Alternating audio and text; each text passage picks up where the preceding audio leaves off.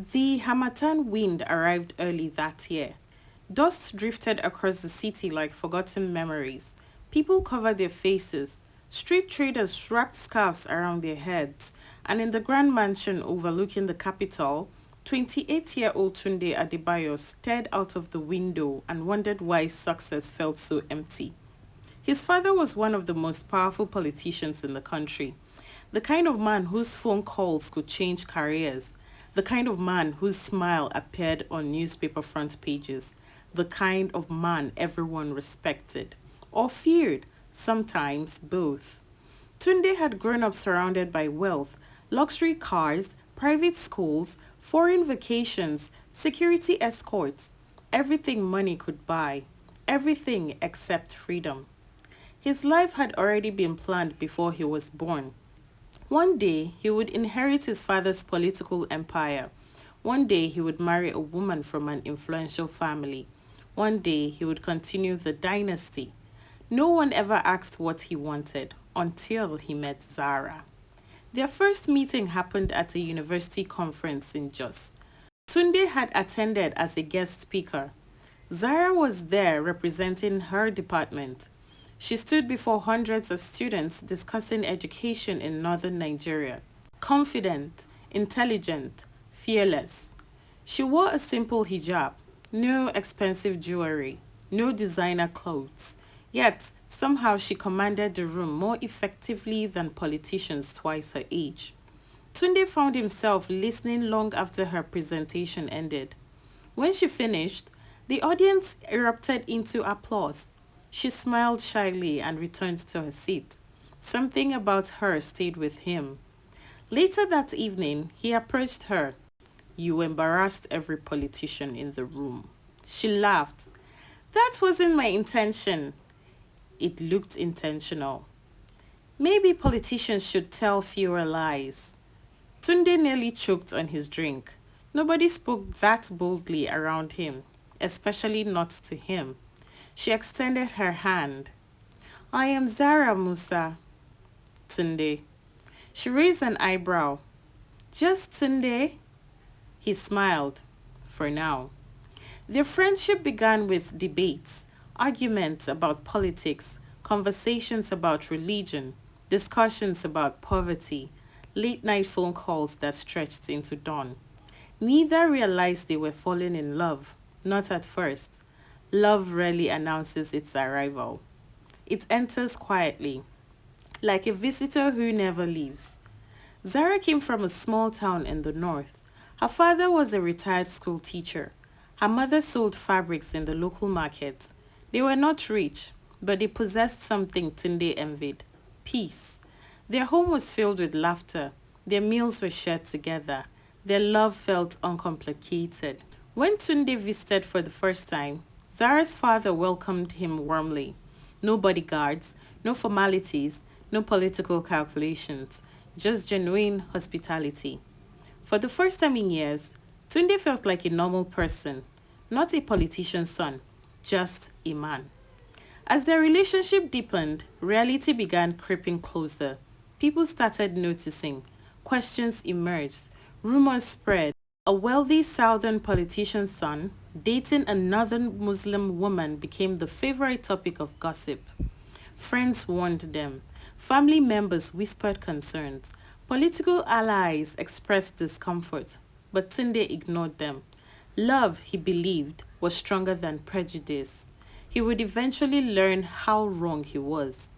One evening, his father summoned him. The old politician sat behind an enormous desk. His expression was unreadable.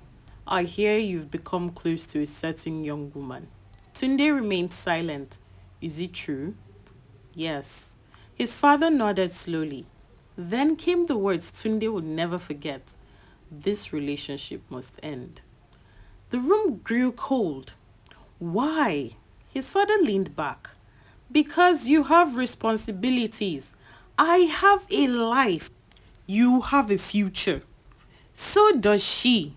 His father's face hardened. Politics isn't built on emotions. Tunde laughed bitterly. That's the problem. For weeks, the argument continued. Every conversation ended in frustration. Every attempt at compromise failed. His father wasn't merely concerned about ethnicity or religion. He was concerned about power. Marriage in his world was an alliance, a transaction, a strategic move. Love had no place in the equation. Meanwhile, Zara faced her own battles. Community leaders questioned her choices. Relatives expressed disappointment. Some accused her of abandoning her roots. Others believed she was chasing wealth. Few bothered asking how she actually felt. The pressure became relentless. Everywhere she turned, someone had an opinion. Everyone except the people whose opinions mattered, hers and Tunde's. One night, they sat beneath a tree outside her family home. The moon hung low above them. Neither spoke for a while. Finally, Zara broke the silence. What if love isn't enough? Tunde stared into the darkness. I don't know. She looked at him. For the first time, fear filled her eyes. Real fear. Not fear of gossip, not fear of judgment. Fear of losing him. Months later, tragedy struck. Tunde's father announced his intention to run for a higher office. The campaign required absolute unity, absolute loyalty, and absolute control. Suddenly, Tunde became a political asset. Every move he made was scrutinized, every appearance was calculated, every friendship became strategic. His relationship with Zara transformed from a private matter into a public problem. Then came the ultimatum: choose the family or choose her. The decisions shattered him. For weeks, he couldn't eat properly, he couldn't sleep, couldn't think. The future he had imagined with Zara seemed to drift further away every day.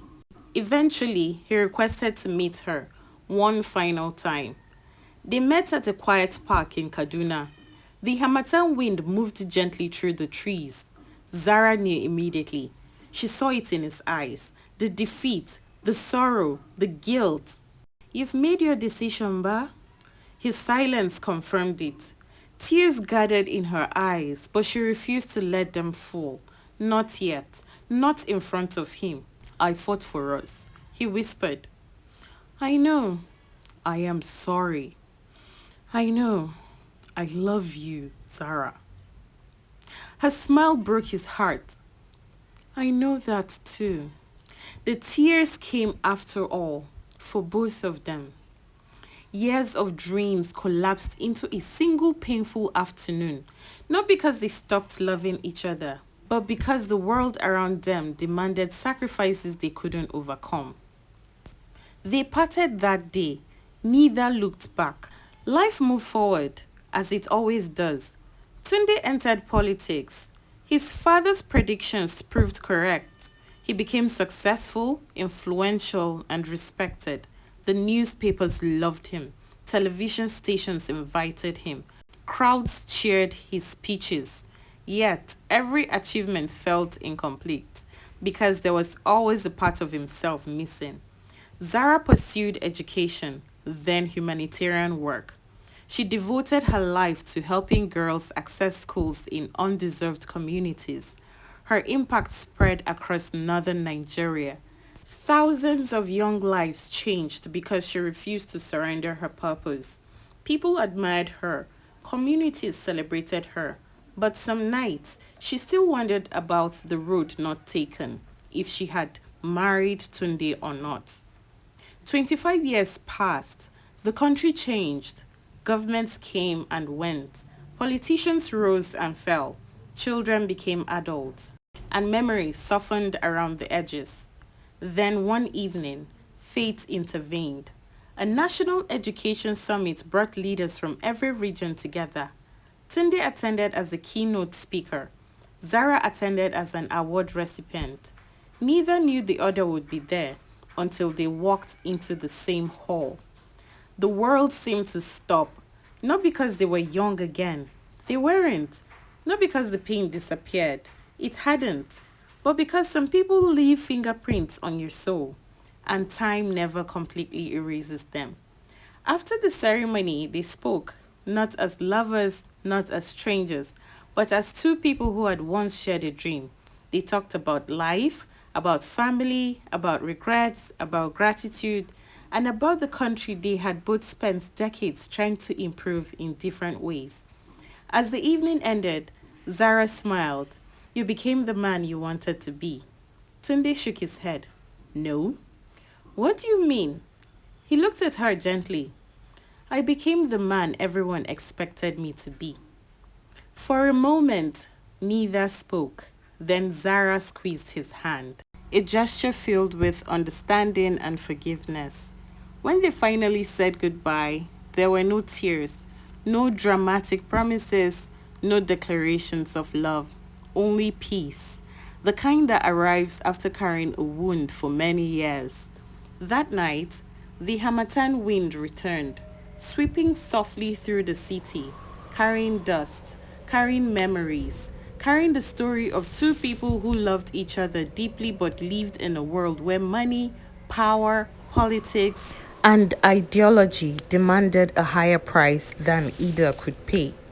And somewhere beneath the stars, they both understood a painful truth. Not every great love story ends with two people together. Sometimes, a great love story is simply two people who never stopped wishing the world had been kinder.